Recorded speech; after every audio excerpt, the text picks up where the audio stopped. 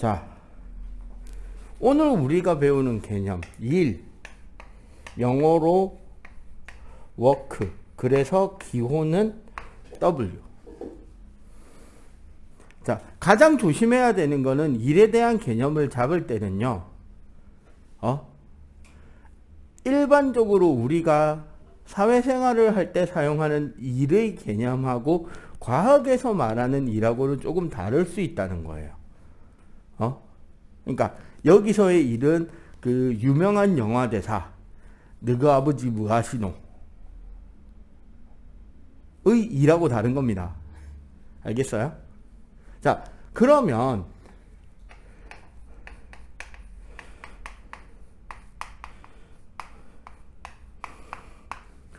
과학에서는 무엇을 일이라고 하느냐? 물체, 사실 질량이죠. 이제는 알 수 있죠. 우리가 과학 시간에 물체라고 말하는 것은 질량입니다. 물체에 자, 힘이 가해져서 힘이 뭐죠? 기호. 힘의 기호. 그렇지. F. 물체에 힘이 가해져서 힘의 방향으로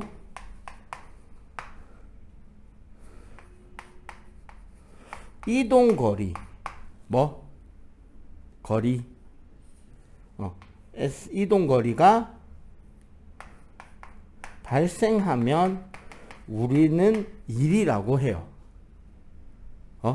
그러면 이렇게 볼 수 있다는 거죠. 수평면에 나오지? 여기까지. 여기 어떤 물체가 있었단 말이야. 얘를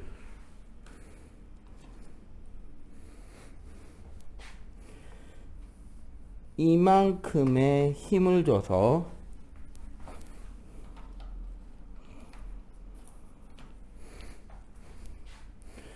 여기서 여기까지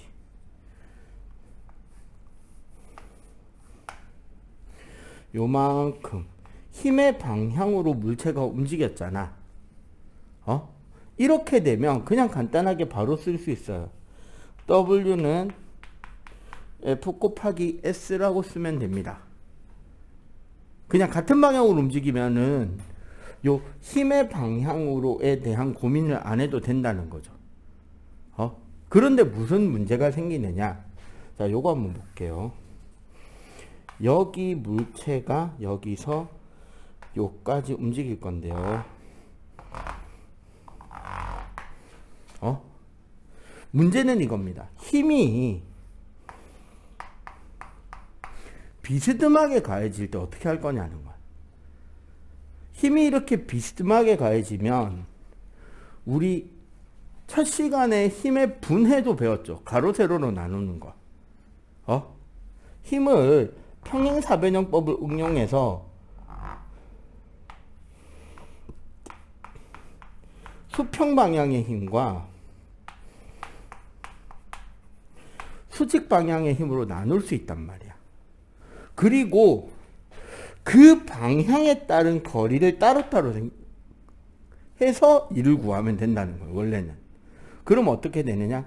이 경우의 일은 X축 힘 곱하기 이동거리 S, 여기서 여기까지. 그리고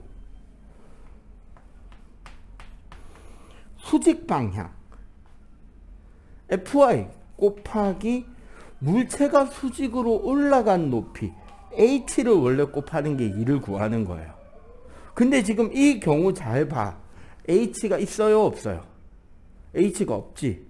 그럼 어떻게 하면 된다? 요게 저절로 0이네? 그러면은 fx 곱하기 s잖아. 승민아, 너 수학 어디 하고 있니? 수학 선행진도 중1. 그럼 니 조금 이 단어를 모를 수도 있겠다. 이거 크기 요거에 대해서 요거 시타라고 그럼 뭐야? 너희들은 알아들어야 돼. 그치?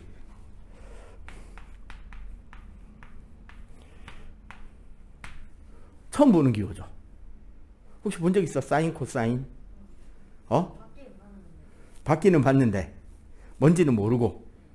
자, 사인, 코사인이 뭐냐면 간단하게만 설명할게요.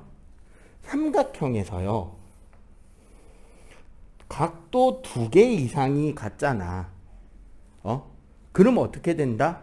닮음이라는 관계에 들어가요. 요거는 중2에 배우나? 1학년 때 합동 배우고 2학년 때 닮음 배우나? 합동은 변의 길이가 다 똑같죠. 닮음이 되면 변의 길이의 비율이 같아집니다. 그러면 이것 대 이 세 변의 길이 비가 요 각 A에서 결정돼. 왜? 하나는 지금 직각이니까, 그지? 이때 빗면 대비 높이의 값이 사인이에요. 필기체 S를 써서. 빗면의 밑면의 비가 코사인입니다. 요렇게 외우시면 돼요. 그러면 쌤 마지막 탄젠트는요, 밑면 대비 높이의 비가 탄젠트인 거예요. 요렇게 외우시면 돼요. 그냥 길이 비율이야. 그러면 결국 뭐다? 여기서 코사인 세타는 F분의 FX가 될 거 아니야. 이거분의 이거니까. 그래서 FX는 F 코사인 시타라고 딱 쓸 수 있다는 거예요. 그냥 지금은 몰라도 돼. 아직 네 수학 단계에서는. 너희들은 알아봐야 되겠죠? 수학 단계가 충분하니까. 자, 요렇게 됐을 때 결국 일의 양은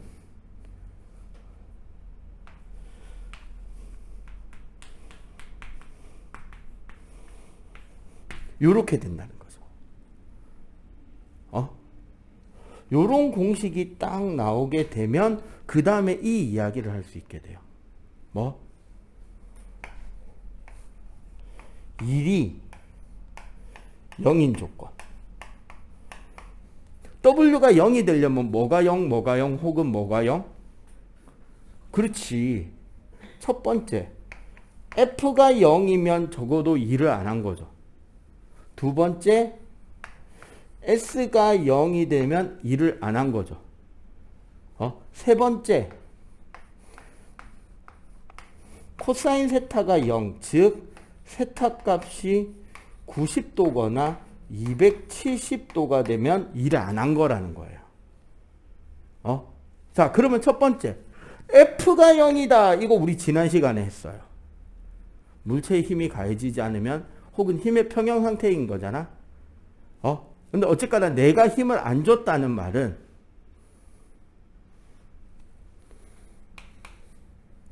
마찰이 없는 수평면에서,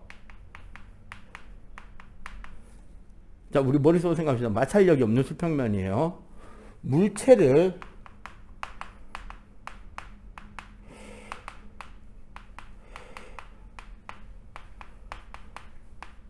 등속 직선으로 이동시키는 경우가 힘을 안 가한 거예요. 마찰력이 없는 수평면이면 힘을 주면 반드시 뭐가 나와야 돼? 운동이 변해야 되잖아. 근데 마찰이 없는 수평면에서 선생님이 물체를 밀고 가는데 물체가 등속 직선이다. 이거는 내가 밀고 가는 거예요? 손만 대고 따라가는 거예요? 손만 대고 따라가고 있는 거지. 미는 척하고 있는 거잖아. 그럼 내가 힘을 안 줬죠. 그러니까 일을 안 한 거예요. 그러면 비슷한 예를 하나 정도 더 들 수 있겠네? 무중력에서 수직으로 물체를 등속 직선 이동시키면 일이다, 아니다? 아니다. 됐죠? 두 번째, 말 그대로 이동하지 않으면 일이 아닙니다. 자, 승민이 뒤에 지금 이 건물에 제일 중요한 기둥이 하나 지금 딱 있거든요. 저 특히나한 거 기둥이지.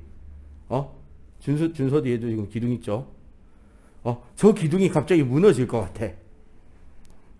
그래서 선생님이 건물 무너지지 말라고 하루 종일 기둥을 밀고 서 있었어요. 자, 선생님이 한 일의 양은 얼마다? 0입니다. 왜? 안 움직였잖아. 그리스 로마 신화에 보면 그 헤라클레스의 12가지 모험 이야기 나오잖아요. 헤라클레스의 12가지 모험 이야기에 보면 황금 사과 구해오는 미션이 있어요. 결국 헤라클레스는 황금 사과를 구하기 위해 거인신 아틀라스 대신에 하늘을 하루 종일 들고 서 있게 됩니다.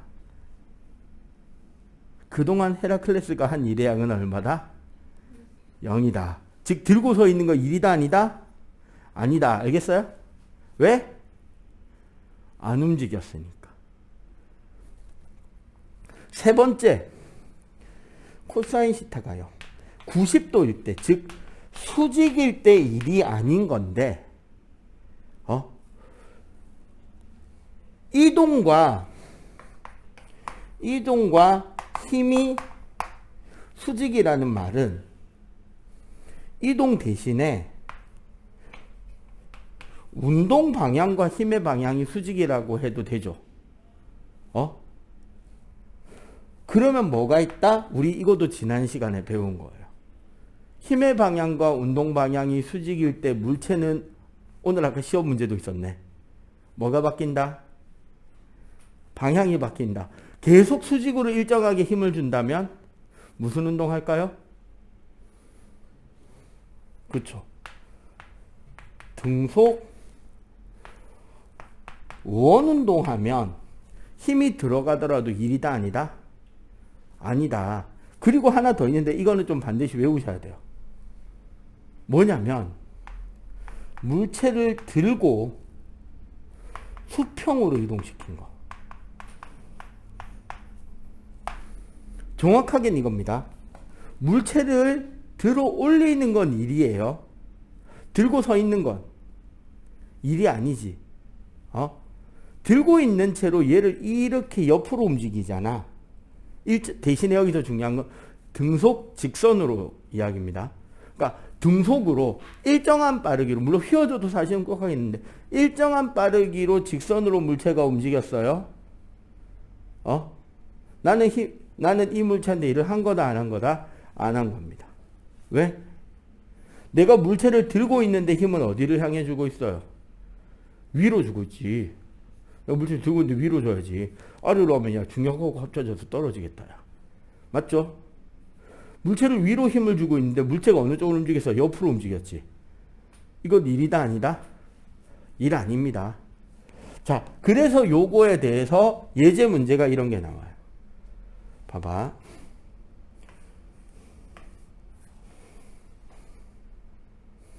이거는 좀 이따가 일 계산하는 것까지 포함해서 할게요. 자, 일단 여기 요거 빨리 한번 필기 한번 해보세요. 아니다. 지금 바로 고등학교 보면은 일의 계산.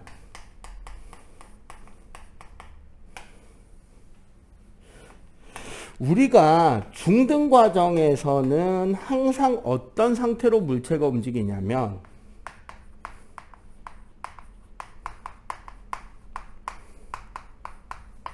일정한 속력으로 움직입니다. 물체가 일정한 속력이라는 거는 평형이라는 소리죠. 힘의 평형관계는 유지되고 있다는 거예요. 자, 그럼 어떻게 되느냐? 수평면에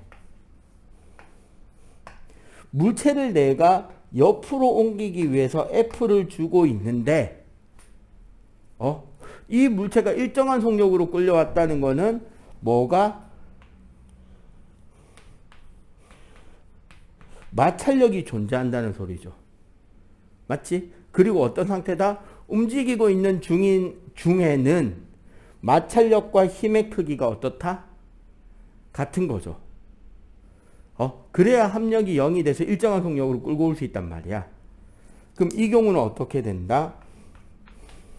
W는 F 곱하기 S는 결국 마찰력의 이동거리를 곱해도 된다는 거고요. 여기서 제일 중요한 거, 마찰력은 항상 일정하죠. 물체가 바뀌지 않는 이상은. 그지? 물체가 바뀌거나 바닥이 안 바뀌면 마찰력 일정합니다. 그럼 두 번째, 물체를 수평면에서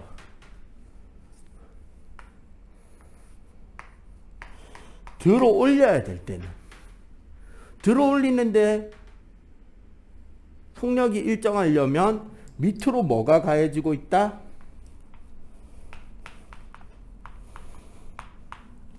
중력이 가해지고 있을 거 아니야.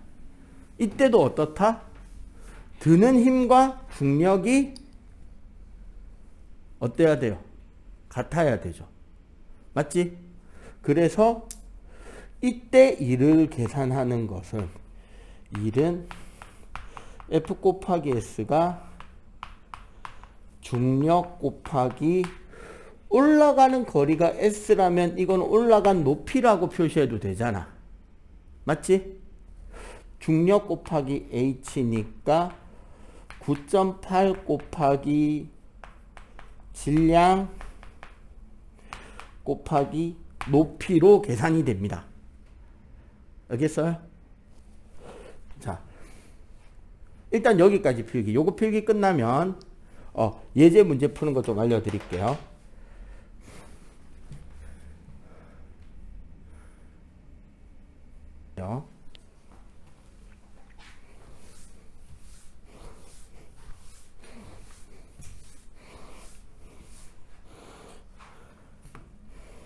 자, 봐봐.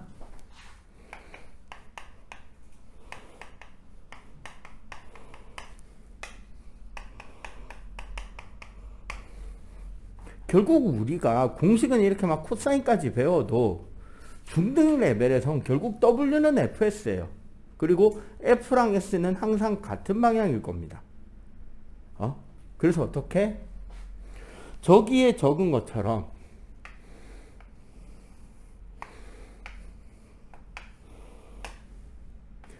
(20N짜리) 물체를 5N의 힘으로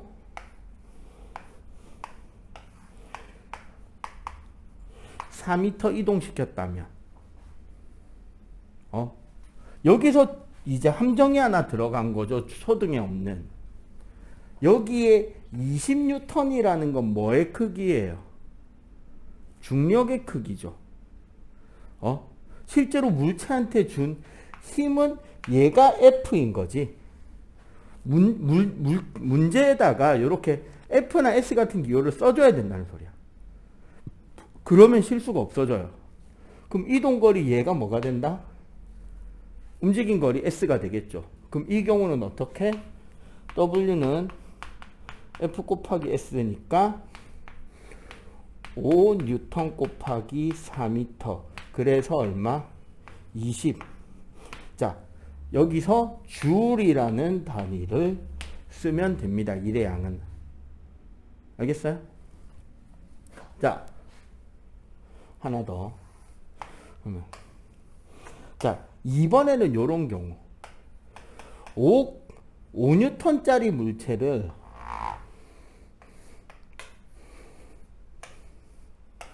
2m 높이까지 들어 올리는 경우하고요. 비슷한데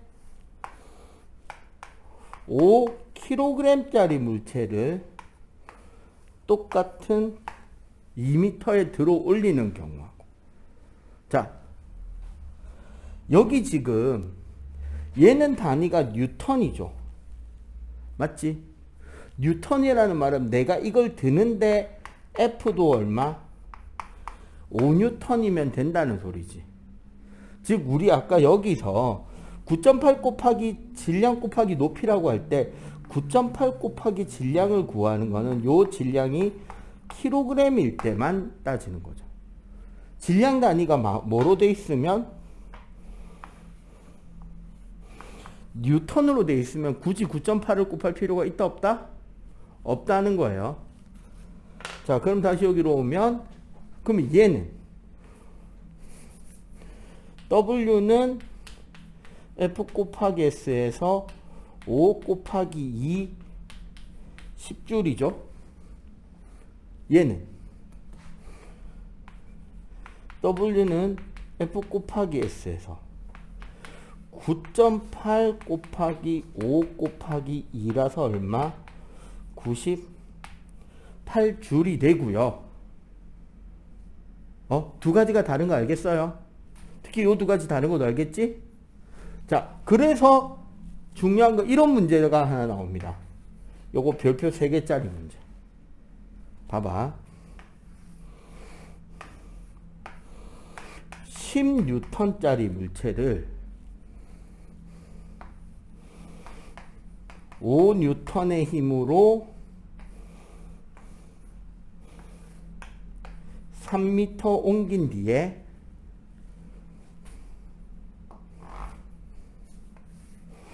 (1.5m) 위에 올려 놓을 거예요.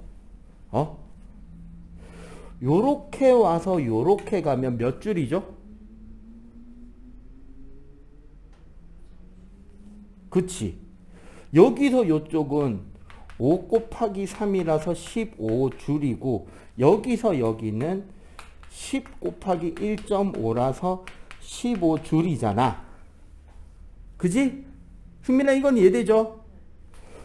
이렇게 가면 30줄이잖아. 얘를 들어서 이렇게 가면 몇 줄이게? 몇 줄? 요거 답 나오면 딱 칠 거예요. 그래프 하나 그려주고 딱 치면 된다. 이거 몇 줄이게요? 자, 일단 한 가지 확실한 거. 야, 들어 올리는 건 몇 줄이야? 요거 들어 올리는 건 15줄이죠, 똑같이. 자, 여기서 여기까지 몇 줄? 나 아까 설명했는데. 자, 여기 있네, 여기. 여기 있네.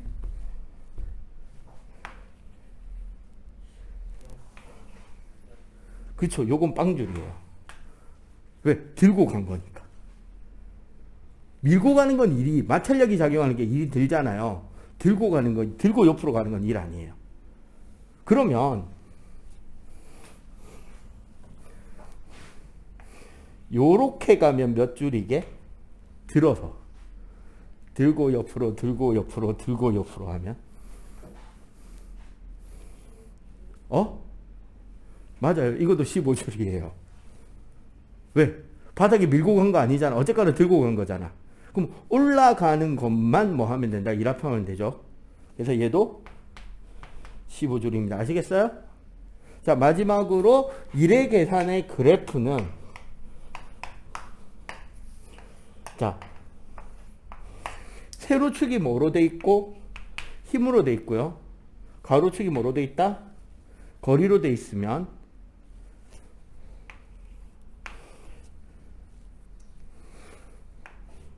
자, 요게 F고 요게 S니까 사각형 넓이는 뭐가 될 거다? 1이 되겠죠. 그 말은 똑같이 FS가 되면 설사 그래프가 곡선 넓이가 되더라도 그 밑넓이는 뭐가 된다? 어차피 요렇게 해가지고 채우면 사각형으로 그릴 수 있잖아? 그럼 이 넓이가 뭐가 된다? 1이 된다는 거예요. 오케이? 자, 요거 그래프하고 요만큼만 필기하고 잠깐 쉬도록 하겠습니다.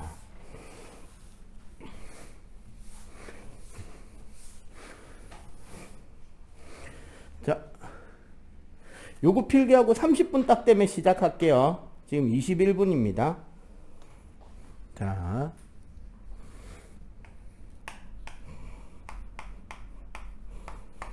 에너지라는 거에 대해서 공부를 좀 할게요.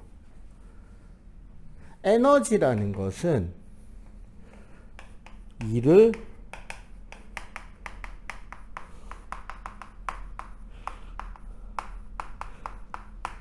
할 수 있는 능력이라고 정의됩니다.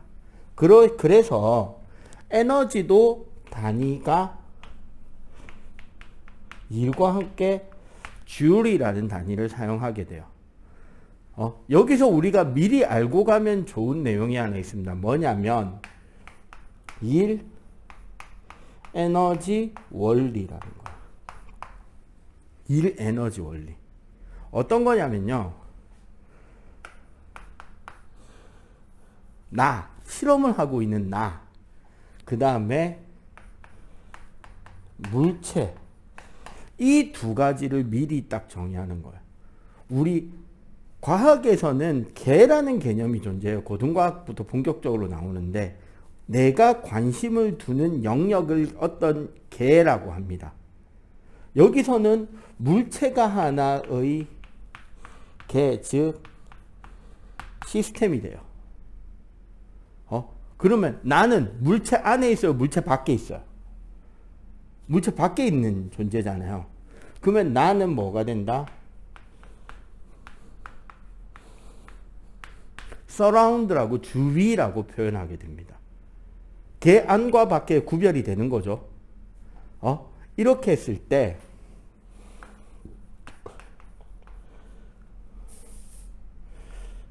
내가 물체에다가 일을 해주면 어떻게 되느냐? 물체가 가진 에너지가 증가합니다. 그러면 물체가 주위, 바깥, 물체 밖의 다른 녀석에게 주위에 일을 하면 어떻게 되느냐? 물체가 가진 에너지는 감소한다는 거. 이런 거야.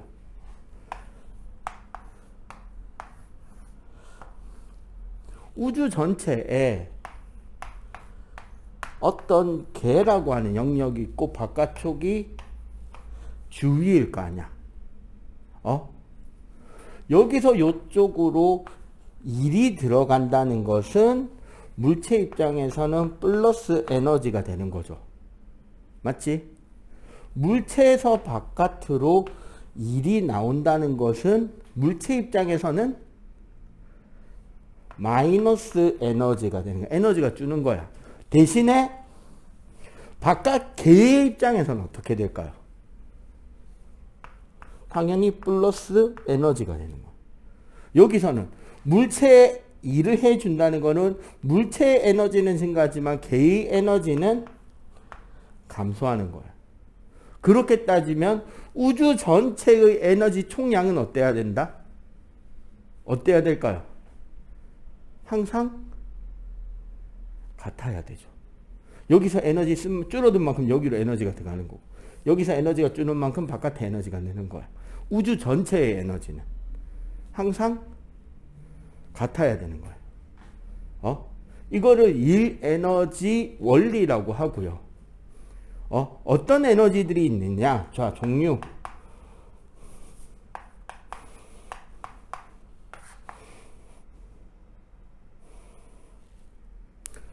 오늘 우리가 배우는 역학적 에너지라는 게 있습니다.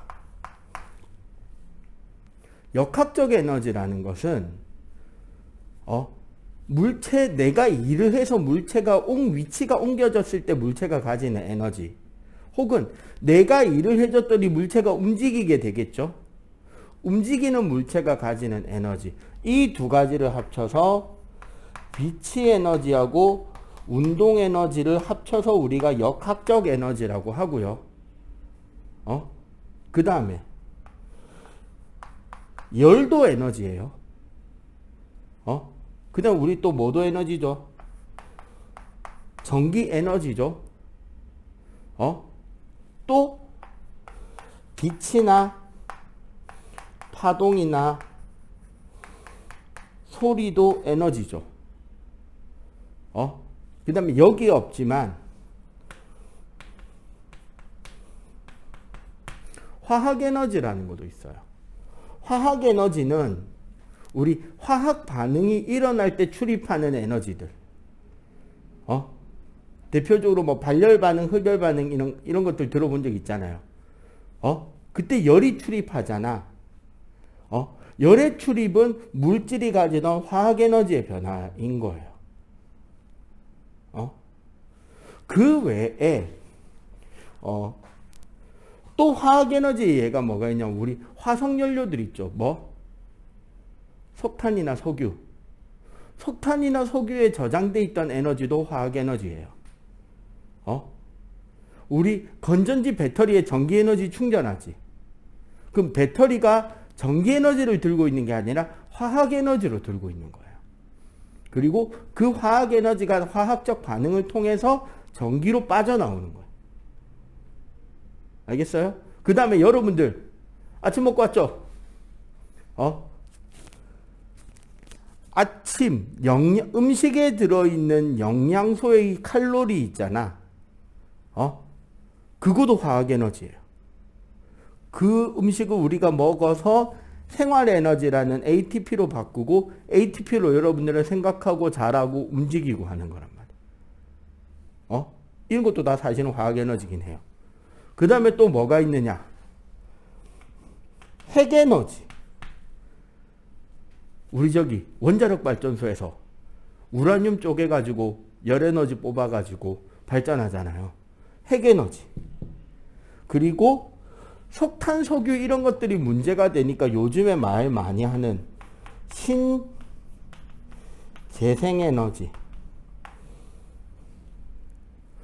신재생에너지는 보통 이제 풍력 이런 거. 태양광, 태양열. 또 뭐가 있을까? 연료전지. 물론 화학에너지입니다. 또 바이오 에너지. 우리나라에서는 아직 많이 쓰고 있진 않지만 바이오 에너지라고 옛날부터 많이 쓰던 것들이 있어요. 소똥을 잔뜩 모아놓으면 거기서 메탄가스 올라온단 말이야. 메테인 가스. 그거를 태워서 연료로 쓰면 화학에너지, 신재생에너지예요. 아니면 폐식용유를 화학 처리해서 기름 대신에 쓸 수 있어요. 디젤이나 휘발유 대신에. 이런 것도 바이오 에너지죠. 왜? 생명체에서 뽑아낸 거잖아. 브라질에 가면 사탕수수를 키워서 설탕을 만들고 설탕을 발효해서 에탄올, 에틸알코올로 만들고 그 에틸알코올로 움직이는 엔진들이 있어요. 이것도 바이오 에너지죠. 맞지? 석탄, 석유를 대체하는 여러 가지 에너지들. 그 다음에 태양이나 파도, 조력, 조류, 풍력, 지열 이렇게 자연계에서 계속 공급해주는 에너지를 신재생에너지라고 하고 그러면은 이런 것까지 다 합쳐도 어떻게 된다? 에너지 보존은 된다는 거죠. 그래서 이 에너지 보존을 혹은 일 에너지 원리를 가장 정확하게 설명하는 공식은 일이라는 녀석은 에너지라는 녀석을 변화시킨다. 됐나요? 알겠지? 자, 그러면 요거를 바탕으로 오늘 우리가 배워야 되는 위치 에너지와 운동 에너지, 즉 역학적 에너지에 대해서 공부해 보도록 하겠습니다.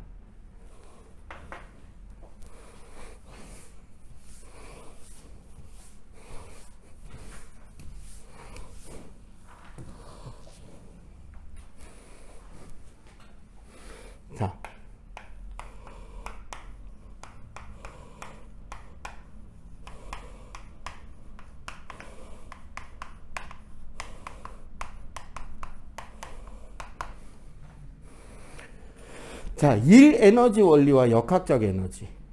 결국 우리가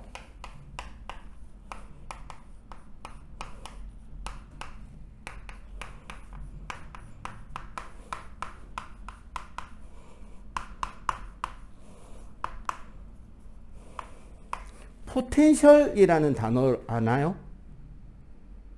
포텐셜 혹은 포텐셜 혹시 아는 사람 없어?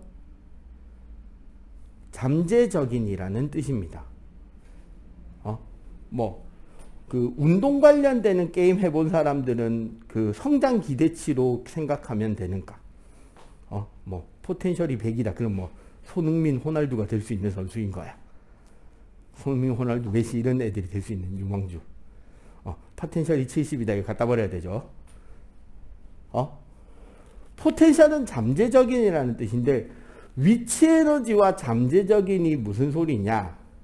내가 물체한테 일을 해주면 물체가 원래는 뭐를 받아야 돼요? 에너지를 받아서 가지고 있어야 되잖아. 맞지? 그런데 내가 물체한테 해준 일을 포텐셜 에너지, 즉 위치 에너지는 물체가 가지고 있는 게 아니라 그 물체에 가해진 또 다른 힘이 가지고 있어요. 그거를 우리는 그러면 물체한테 그 에너지가 보일까 안 보일까? 물체한테 에너지가 있다는 게 티가 나 안 나? 안 나잖아요. 그래서 안 보인다고 포텐셜 에너지라고 하는 거야. 그래서 1.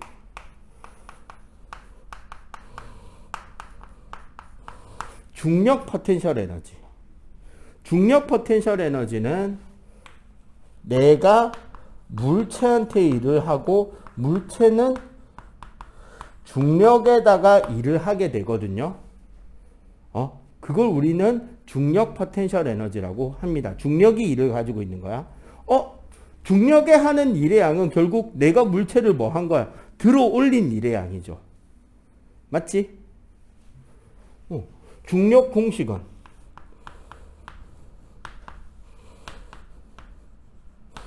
9.8에다 질량 곱하는 게 중력이잖아. 그지? 그러면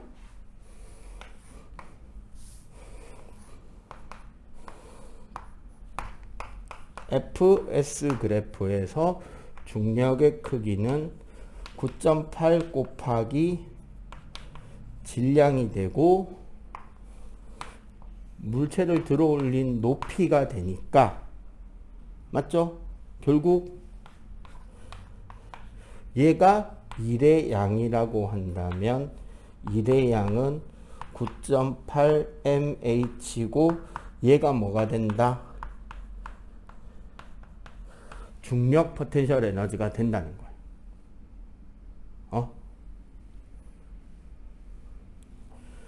하나 더. 요거는 심화라 가지고 가르쳐는 드립니다. 그런데 잘 다뤄지는 건 아니에요. 뭐냐?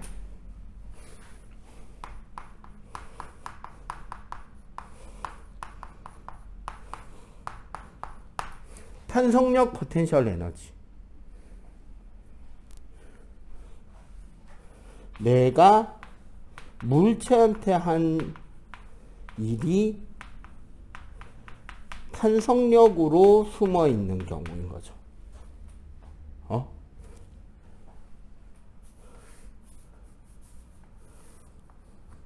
탄성력 공식. 첫 시간에 나왔습니다. 탄성력 공식.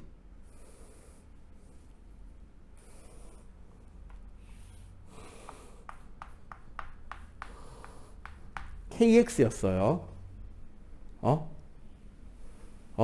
그 말은 뭐다? 늘어난 길이가 X일 때 그때 힘의 크기가 KX라는 소리다. 그지? 그러면 이 넓이가 뭐가 된다? 1이 되는 거죠. 그지? 그래서 이 경우 1은 2분의 1 KX 제곱이 되지. 삼각형 넓이니까. 그지? 얘가 뭐가 된다? 탄성력 포텐셜 에너지, 탄성력에 대한 위치 에너지의 공식이 됩니다. 근데 어차피 오늘 우리는 요거 많이 쓸 거예요. 요거는 좀 특별히 외웁시다. 어쩔 수 없어요. 자, 두 번째.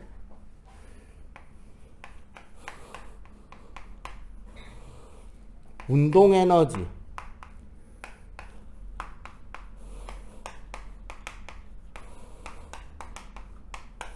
동적인이라는 뜻의 키네틱 에너지. 그래서 이 K로 씁니다. 얘는 결국 뭐냐면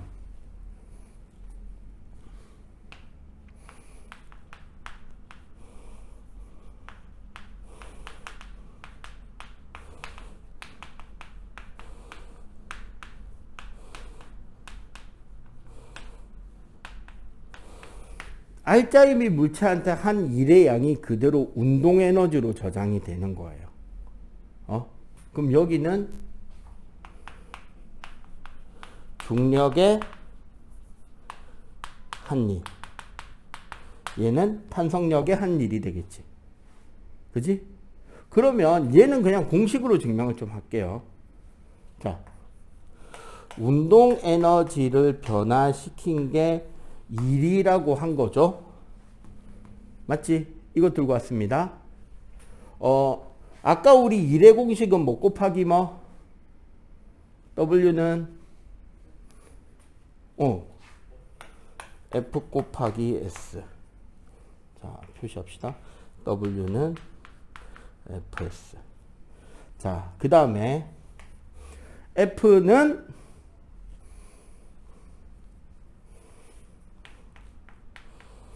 F는 하면 무조건 일단 이 이야기부터 던져놓고 생각하면 됩니다. F는 MA. 맞지? 그럼 어떻게 돼? MAS. 그죠? 그리고 아까 우리 테스트 칠 때 나왔던 거. EAS는 V 제곱 빼기 V 처음 제곱. 그죠? 요 식을 여기다가 사각 A 곱하기 S에만 대입을 한다면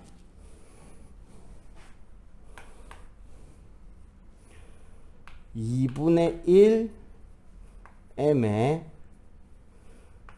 V 제곱 빼기 V 제로 제곱이 맞죠? 그러면 결국 나중 운동 에너지 빼기 처음 운동 에너지의 값이 분배 법칙을 풀면 어떻게 되죠? 2분의 1 mv 제곱 빼기 2분의 1 mv 제로 제곱이 되죠. 그지? 그러면 얘가 얘고 얘가 얘라는 소리잖아. 따라서 어떻게 된다? 따라서 운동 에너지 공식은 2분의 1 mv 제곱이 됩니다. 오케이? 여기까지 알겠어요? 자, 오늘 배울 공식 다 나왔습니다. 이제 지금부터는 이 공식 어떻게 쓰는지만 배우면 돼요. 요거 역시 알아야 되고. 좋다. 얘도 외우자. 그 다음에 뭐도 외워야 돼요? 오늘 중요한 거. 얘도 외워야 되겠죠. 오늘 배우고 하나, 둘, 셋, 넷 다 배운 겁니다. 이제 지금부터는 어떻게 쓰는지를 가르칠 거예요. 일단 어떤 뭐 한다? 여기서부터 필기해야 되겠죠. 시작.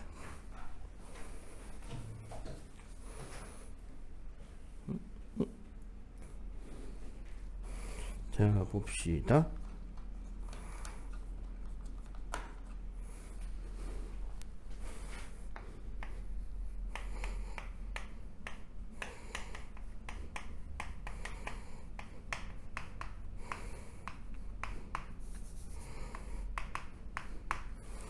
자, 지금부터 에너지를 계산하는 실제들을 하나 보여드릴게요. 예를 들어서 봐봐. 자, 첫 번째. 빗면에 마찰이 없다고 할 때요. 자, 질량 2kg짜리 물체가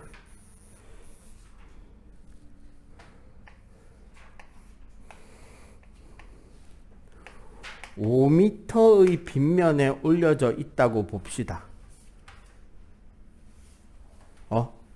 그러면 얘는 지금 봐봐. 기준면보다 높은 곳에 올려져 있잖아요. 맞지? 그럼 무슨 에너지를 가진다? 중력에 의한 위치 에너지를 가지는 거예요. 그러면 얘는 중력 위치 에너지니까 9.8 곱하기 2kg 곱하기 5m니까 몇 줄? 98줄의 에너지를 가지겠죠. 자, 그 다음에 두 번째.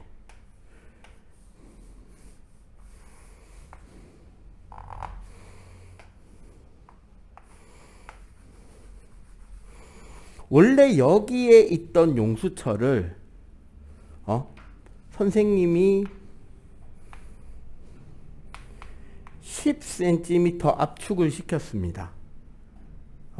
그런데 이 용수철은 K 값이 200Nm/m예요. 자, 요 소리가 무슨 소리냐면 이 용수철의 길이를 1m 변화시키는데 200N이 필요한 용수철이다라는 겁니다. 그러면 얘는 지금 뭐다? 탄성 포텐셜 에너지를 가지고 있을 거 아니야. 내가 이 용수철에 10cm 눌렀으니까. 자, 근데 여기서 조심해야 될 거. 10cm이기 때문에 우리는 센티미터 단위를 과하게 쓰면 안 돼요. 뭘 써야 될까요? 미터만 써야 됩니다. 중요합니다. 킬로미터 쓴다 안 쓴다? 안 써요. 뭐만 쓴다? 미터만 쓰는 겁니다. 그럼 몇 미터? 0.1m야. 요게 압축시킨 거리죠? 그럼 얘가 X인 거지. 얘가 K이고. 그럼 우리 탄성 포텐셜 에너지 공식은 2분의 1 KX 제곱. 얘는 요렇게 된 게 뭐야? 9.8 mH 맞죠? 그러면은 자, 그대로 대입하면 됩니다. K 얼마? 200. 2분의 1 곱하기 200 곱하기 0.1의 제곱 몇 줄? 1줄. 알겠어요? 자, 1에 됐든 여기서 공이 탕 튕겨 나오겠지. 지금 여기에 지금 몇 킬로짜리? 2kg짜리 공을 놔뒀다.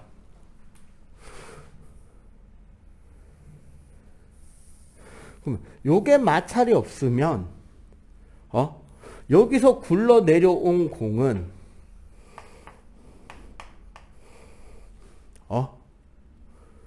무슨 에너지를 가질까요?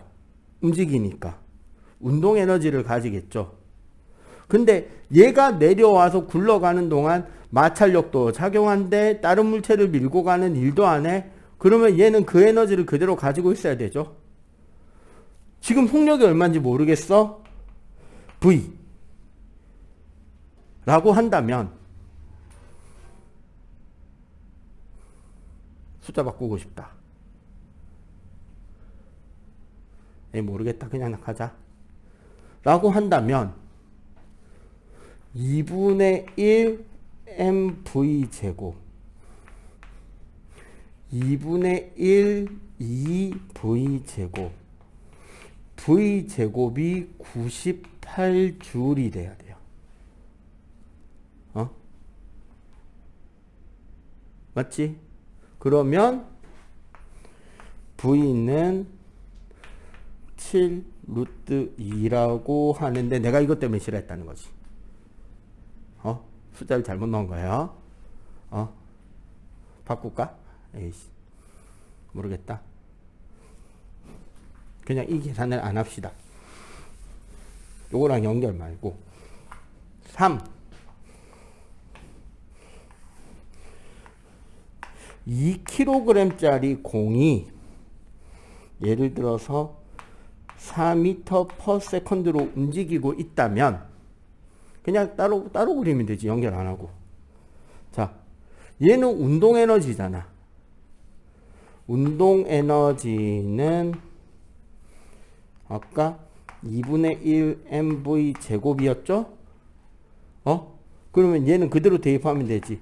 2분의 1 곱하기 질량 얼마? 2 곱하기 속력 얼마? 4의 제곱. 그럼 몇 줄? 16줄이 되겠다. 그죠? 자, 요런 식으로 계산을 하고, 자, 그 다음에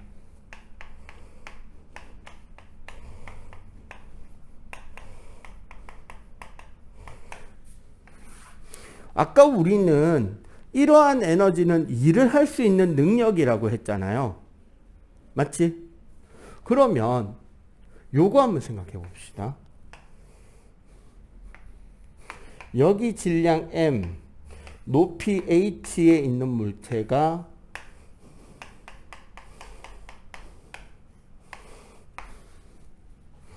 여기에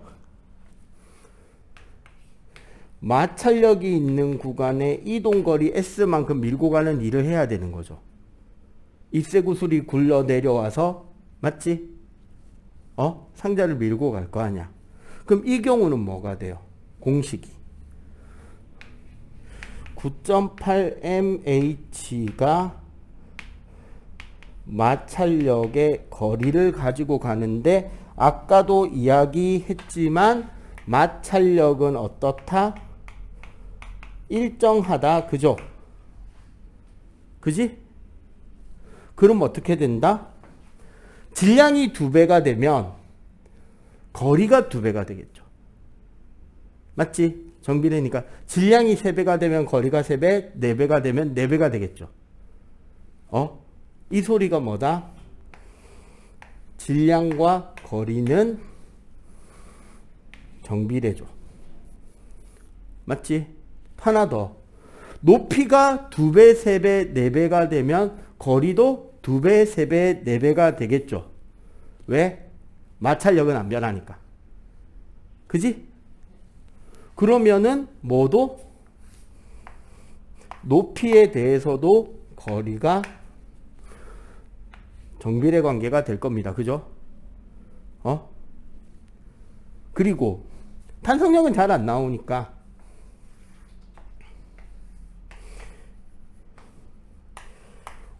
운동 에너지가 똑같이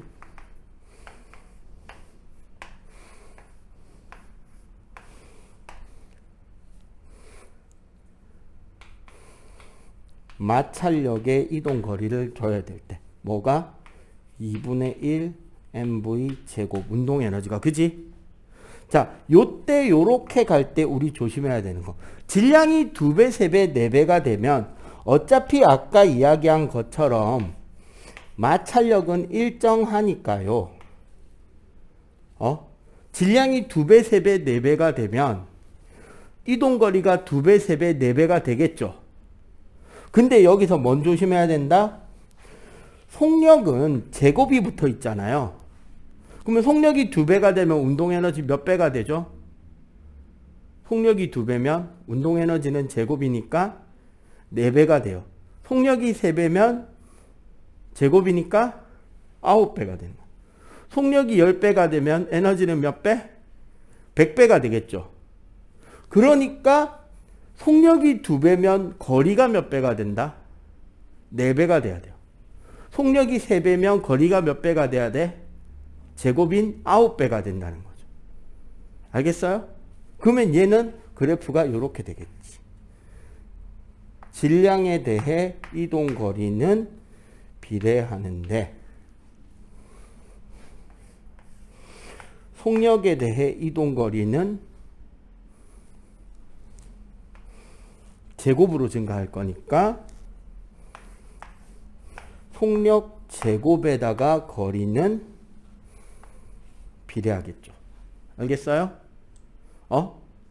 여기서 제일 중요한 거, 이런 문제 나올 때 제일 중요한 거, 마찰력은 일정하다. 알겠어요? 자, 요거까지 필기, 요거 필기. 자, 중요한 거 할게요. 요게 사실 중등과정 공부를 다른 데서 해본 친구들이 요 단원에서 제일 싫어했을 내용입니다. 역학적 에너지 전환과 보존. 어떤 거냐면, 근데 사실은 되게 쉬운 거예요. 정확하게만 배우면. 전에 좀 공부해봤다 그랬지. 중등고 좀 공부해봤다 그랬잖아. 자, 이런 문제 있었을 거예요. 지금은 아마 중3 단원에 있는 건데, 10m 높이에서 물체를 2kg짜리 물체를 자유낙하시키는데 위치 에너지가 운동 에너지의 3배가 되는 지점에서 물체의 속력은 풀기 싫다 그지? 문제만 들어도 풀기 싫죠. 내가 지금 이거 계산을 몇 번 해야 될지 눈앞이 캄캄해지잖아. 근데 사실 이거 암산된다. 적어도 중등 문제에서는 이 문제의 핵심적인 키워드 하나만 딱 들었으면 암산이 돼요. 속력이 2.5입니다. 아니, 속력이 7m/s예요. 왜? 떨어진 높이가 2.5m라서. 이게 뭔 생뚱맞은 이야기냐 싶죠? 그걸 이제 설명할게요. 그거 하기 위한 준비입니다. 수식이 좀 많아 보이는데 수식 전체의 증명 과정은 그냥 연습 삼아 보는 거고요. 저렇게도 문제가 풀리는구나 보는 거고요. 개념이 어디가 무슨 의미를 가지는지에 좀 집중해 주세요.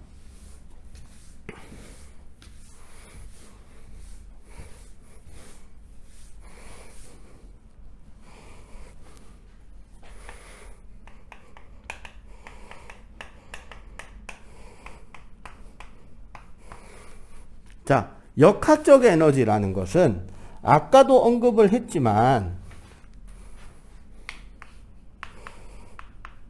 역학적 에너지는 위치 에너지와 운동 에너지의 합계를 역학적 에너지라고 합니다. 그리고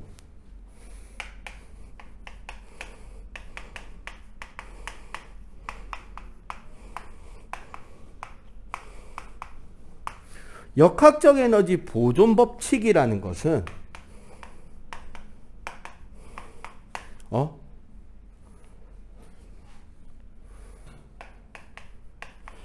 물체가 운동하는 중에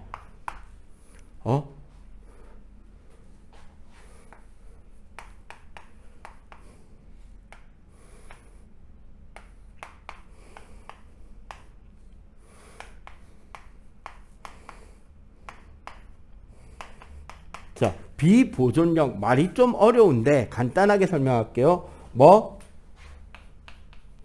마찰, 저항, 충돌,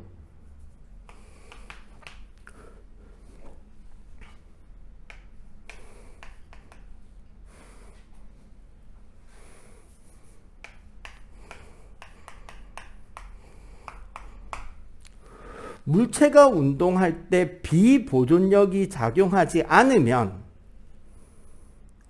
즉 마찰력이 있거나 공기저항이 있거나 다른 물체랑 부딪히지 않으면 외부에다 일을 해줄 필요가 있다 없다? 없잖아. 외부에다, 즉 이 말은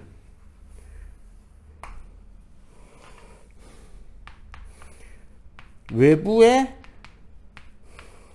일하지 않으면 이라는 뜻이에요. 외부에 일이라는 것을 하지 않으면 어떻게 되느냐?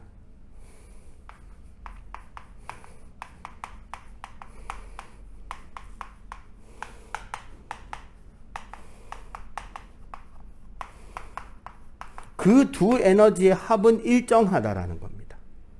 그럼 만약에 일을 해야 되면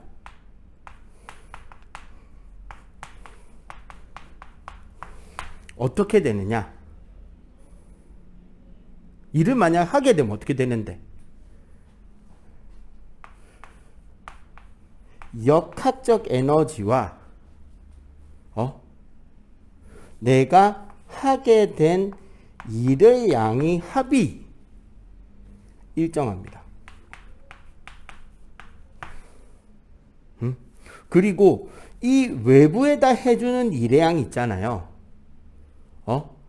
외부에 해준 일의 양은 반드시 열 에너지로 보통 사라져요. 비보존력들은. 이것까지 알아주면 좋아요. 일단은. 개념적으로 이 부분은 이해가 되지. 그러니까 우리가 물체를 이렇게 굴리잖아요.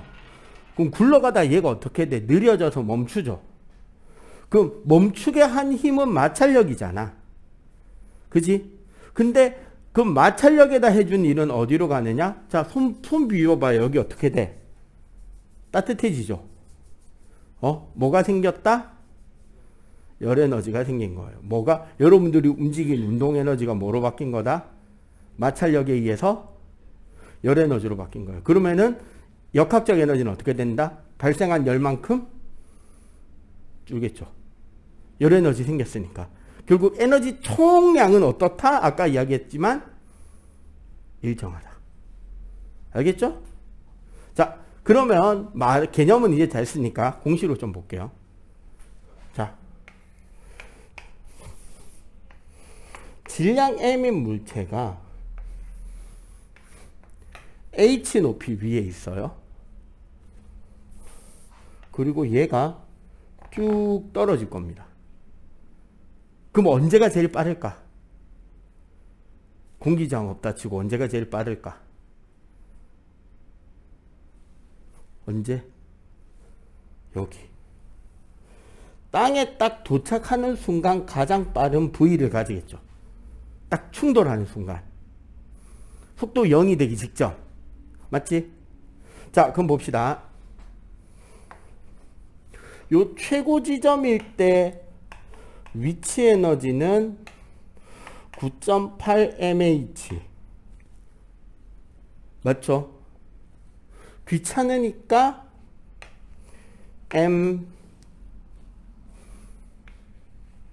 mgh라고 할게요. 여기 g라는 거 중력 가속도라고 9.8 대신에 써놓은 거라고 생각합시다. 원래 이렇게 씁니다. 고등과정 가면.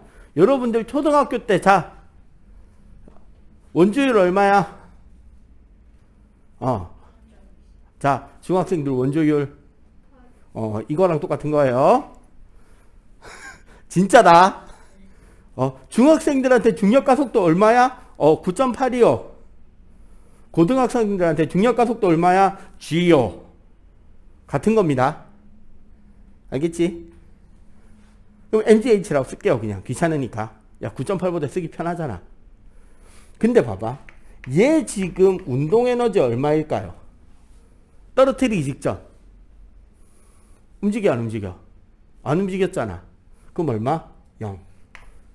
맞죠? 안 움직이니까. 자, 바닥에 도착하는 순간 운동에너지 2분의 1 mv 제곱 맞지? 대신에 위치에너지 얼마?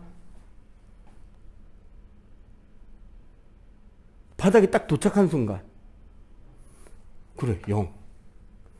바닥에 놓여준 물체는 위치에너지가 0입니다. 자, 그러면 요 중간 어디? 밑에까지 높이가 h1. 그럼 떨어진 높이는 h2. 한참 운동 중이잖아. 그럼 얘 속력은 v1 이라고 하자고.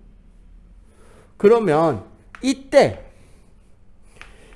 위치 에너지 EP1은 mgh1이겠네? 맞나요? 맞지? 얘 운동 에너지 EK1은 2분의 1 mv1의 제곱이네? 맞나요? 맞죠? 그럼 어떻게 되느냐? 얘가 떨어지는 동안 외부에다가 일을 했어요? 안 했어요? 떨어지는 동안. 안 했지? 안 했으니까 얘랑 어때야 돼? 그치, 다 같아야 되는 거야. 여기까지 이해되죠? 요 내용까지 이해되면 돼. 계산은 다음이야. 그리고 원래 사실 정확하게 말할게요. 원래 중학생은 계산 안 합니다. 계산 문제가 많이 안 내요. 많이 내면 안 된다고 돼 있어요. 그냥 우리는 심하니까 좀 배우는 거야. 그렇게까지 계산에 집착 안 해도 됩니다. 둘이는 좀 하자. 수학 여유가 있으니까. 니는 할 수 있는 데까지 하면 돼. 부담 가지지 마. 아직 시간 많아. 알겠지? 수학군 열심히 해야 됩니다. 우리 학원 다니고 있죠? 자, 그러면 얘랑 같다고 한 데서 요거 봅시다. mgh 더하기 0은 mgh1 더하기 2분의 1 mv1 제곱이다. 그죠? 자, 방정식 계산의 기본. 비슷하게 생긴 놈끼리 모은다. 맞아, 틀려? 맞죠? 그럼 얘를 넘기고 0을 넘길게요. 일부러. 뜻 때문에 일부러 0 남겨놨어. 자, mg h 빼기 h1은 2분의 1 mv 제곱 빼기 0. 맞나요? 자, 이것도 뭐게? 얘가 의미하는 뜻, 개념, 너희들한테 중요한 거. mgh 빼기 mgh1. 이거 빼기 이거. 뭐다? 위치 에너지 변화죠. 맞지? 뭐? 감소한 위치 에너지. 그럼 얘는 얘 빼기 얘. 그럼 뭔데? 그치. 증가한 운동 에너지. 둘이 어떻다? 그렇지. 같다. 이렇게 에너지가 보죠. 이렇게 물체를 떨어뜨리면 점점 빨라지잖아요. 맞지? 왜? 여기서 내려오는 동안 위치 에너지가 어떻게 돼? 줄죠? 높이가 줄니까 위치 에너지 줄잖아. 그 대신에 어때요? 점점점 빨라지니까 뭐가 커진다? 운동 에너지가 커지는 거예요. 자, 근데 요거 사실 mgh2가 2분의 1 mv1 제곱이랑 같은 거지. h 빼기 h1은 h2잖아. 그죠? 요거 잠깐만 좀 놔둘게요. 왜 놔뒀냐? 우리가 되게 궁금해하는 문제가 종종 나옵니다. 뭐냐면 중간 어느 지점에 위치 에너지 대 운동 에너지의 비율이 몇 대 몇이냐. 지금 이 위치에서 얘가 가지는 위치 에너지랑 얘가 가지는 운동 에너지의 비가 몇 대 몇이냐 물어볼 수 있죠. 아까 선생님이 여러분들한테 문제 낼 때 이 질문 했었잖아. 뭐? 10m 높이에서 물체를 자유낙하시킬 건데 위치 에너지가 운동 에너지의 3배다. 거기가 어디게? 그때 속력은 얼마게? 물어볼 수 있는 문제잖아. 그지? 그리고 은근히 많이 나오는 문제입니다. 이거는. 근데 그러면 써볼게요. mgh1 대 2분의 1 mv1 제곱을 구하라는 거잖아. 그럼 이거 계산하고 있으려니까 눈앞이 캄캄하죠. 이 개념을 안 배우면 그냥 이거 계산해야 돼. 눈앞이 캄캄해. 근데 여기 있네. 바로 위에 있네. 계산했네. 우리는. 그럼 뭐다 얘는? mgh1 대 mgh2네. 뭐? 이 P1 대 이 K1이 사실 뭐다? H1 대 H2네. 그죠? 무슨 소리다? 밑에 높이가 뭐랑 비례한다? 위치 에너지랑 비례하고. 위의 높이. 사실상 줄어든 위치 에너지.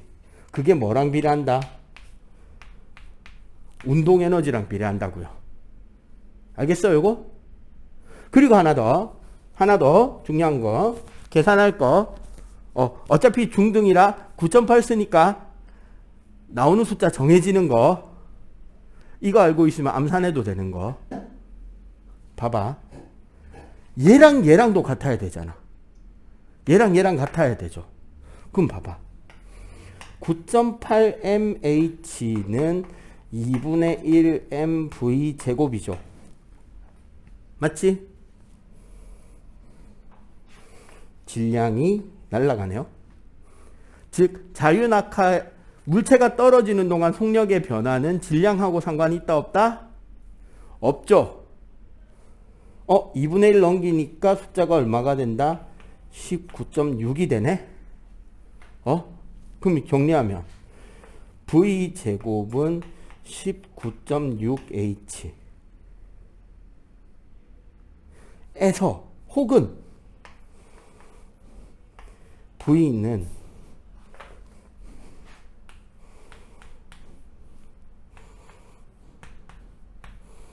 요렇게 쓸 수 있는 이 부분에서 수학 공부를 열심히 반복 수학 공부를 열심히 많이 노가다 해본 사람은 왠지 196이라는 숫자가 신경이 쓰여요. 뭔데? 그쵸, 14제곱이죠. 우리 지금 루트 써놨는데 제곱수가 보이네. 어이쿠 땡큐. 맞지? 그 말은 뭐다? 여러분들 이거 한 가지 기억하세요. 과학 선생님들은 착하기 때문에 소수점에서 반올림 안 시켜요. 무슨 소리다? 딱 떨어지는 숫자만 줍니다. 웬만하면 소수 첫째짜리 안에서 막 수학처럼 반복 무한소수 만들어 놓고 몇째짜리에서 반올림 하시오 이런 거 안 시켜요. 딱 떨어지는 숫자밖에 안 내. 그 말이 뭐다? H가 10m일 때 H가 10m면 속력이 얼마다? 14m/s가 되는 거예요. 그러면 루트 밖에서 숫자를 반으로 줄이려면 제곱근 안에서는 4분의 1로 줄여야 되지. 그러면 7m/s의 속력을 내는 지점은 몇 미터 떨어진 지점이다? 2.5m 떨어진 지점이라는 거야. 대부분 요 두 숫자 조합에서 문제가 다 나옵니다. 중학교에서는. 그러면 보자. 아까 내가 말로 냈던 문제. 예제. 2kg의 물체가 10m에서 낙하한다. 위치 에너지가 운동 에너지의 3배다. 속력은 얼마인가? 라는 문제잖아요.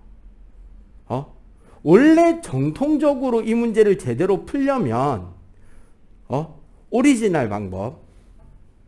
원래 제대로 그러니까 그냥 중학교 과정을 일반적으로 배운 학생들이 평범하게 푸는 방법. 2kg짜리 물체가 10m 위에 있을 때 위치 에너지가 몇 줄이냐를 따져야죠. 몇 줄? 196줄 나오죠. 그 중에 운동 에너지는 전체 에너지의 4분의 1이잖아. 그럼 몇 줄 나오죠? 49줄 나옵니다. 운동 에너지가. 맞지?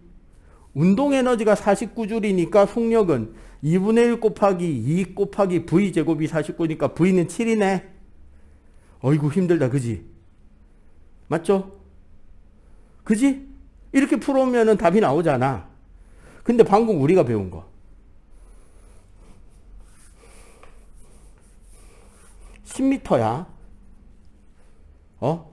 위치가 운동의 3이라는 건 밑에가 3이고 위에가 1이라는 소리죠. 그럼 몇 미터 떨어진 거야? 2.5m 떨어진 거네? 그지? 맞지? 맞지? 얼마라고? 7. 끝. 오케이? 알겠어? 알겠어? 이렇게 풀어도 된다는 거예요. 증명이 좀 어렵고 복잡해 보이는데 사실 쉽게 푸는 방법을 위해서 준비를 하는 거고, 이런 식으로 요거 다 같다라는 게 되게 중요한 포인트예요. 그리고 그 결과 떨어질 때 질량이 상관없다는 것도 배웠죠. 알겠어요? 자, 요거 빨리 필기하고 한 칠판 정도만 더 필기하면 오늘 수업 끝납니다. 필기용 화면. 마지막 내용을 설명을 하겠습니다. 아까 봐봐. 일해야 되면 발열량에 의해서 발열까지 합쳐서 일정하다라고 했잖아. 요거 설명 한 가지 하고, 아까 앞에서 이야기 안 한 거, 일률이라는 개념 설명 좀 하고 마칠게요. 그리고, 인류를 딱 배우고 나면 여기 있는 3명 중에 누가 핸드폰 게임 중독인지가 구별이 됩니다. 게임 중독자를 알아볼 수 있는 내용이기 때문에 맨 뒤로 돌릴게요. 자, 요거 한번 볼게요. 여기에 마찰력이 있는 영역이 조금 있어요. 그럼 봐봐.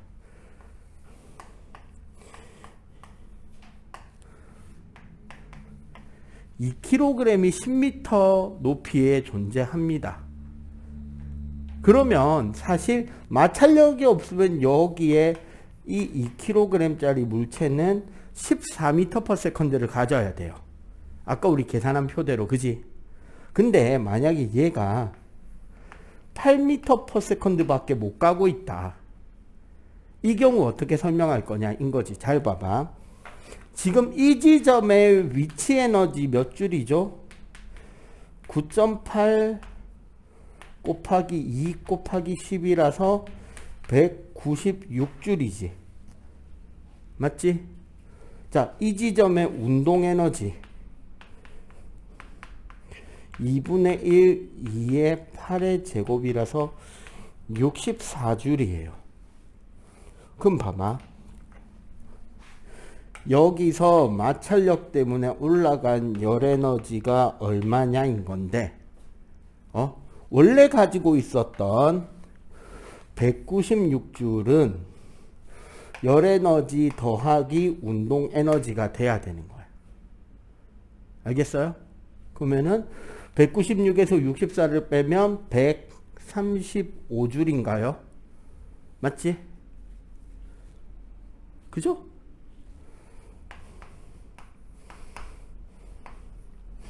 요때 발생한 열 에너지가 요거 두 개 차이라는 겁니다. 196은 위치 에너지는 발생한 열 더하기 요 밑에서 운동 에너지가 되는 거예요. 그러면은 132 쏘리 맞죠? 그럼 어떻게? 196은 더하기 64니까 얼마?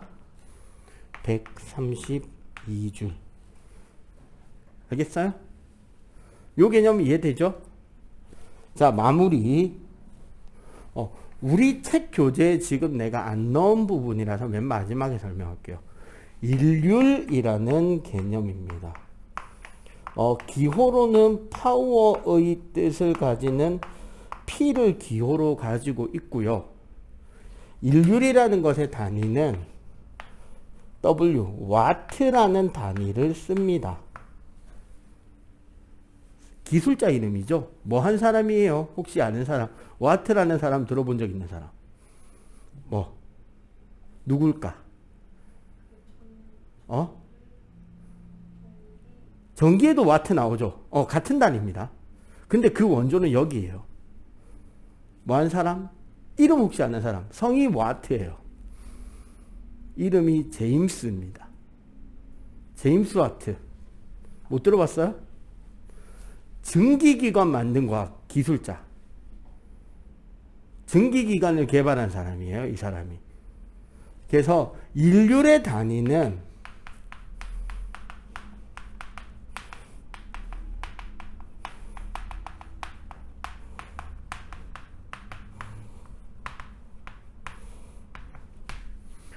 시간당 할 수 있는 일의 양을 우리는 일률이라고 합니다. 그러면은 기호적으로 이렇게 되겠죠? 일률 P는 단위 시간 t분의 일의 양이 되죠. t분의 아까 일은 f 곱하기 s라 그랬네. 그죠? 얘는 f 곱하기, 자, 요거 뭔지 아냐? 맞아요. v예요. 그래서 일률이란 같은 시간 동안 얼마나 많은 일을 했느냐, 혹은 같은 힘의 크기를 얼마나 빠르게 할 수 있느냐, 빠른 속력에서도 낼 수 있느냐, 혹은 같은 속력일 때 얼마나 큰 힘을 만들 수 있느냐가 된다는 거죠. 그래서 일률은 와트라는 단위 말고도 줄 퍼 세컨드라는 단위도 쓰고요. 요거죠. 그리고 요거를 보면 뉴턴 미터 퍼 세컨드도 써도 돼요. 그리고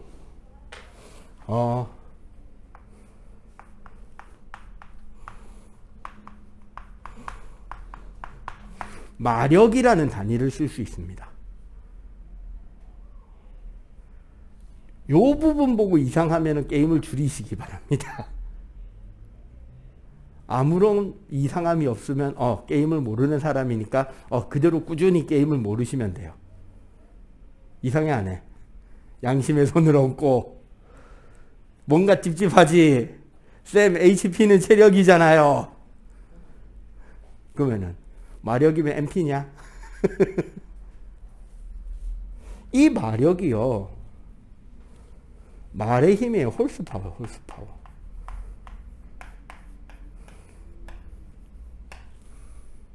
왜 마력이라는 게 일률의 단위 와트에 붙었냐면 이런 거예요. 영국에 증기기관차가 만들어지기 전에도 이미 철도는 깔려 있었습니다. 그러면 그 철도에는 뭐가 다녔는데요? 뭐가 다녔을까요? 마차가 다니는 거예요. 영국이 가장 산업혁명 이전에 영국에서 가장 활성화된 산업은 탄광 광산업이었어요. 땅에 갱도를 파서 석탄이나 철광석을 파내는 일이었다는 거지.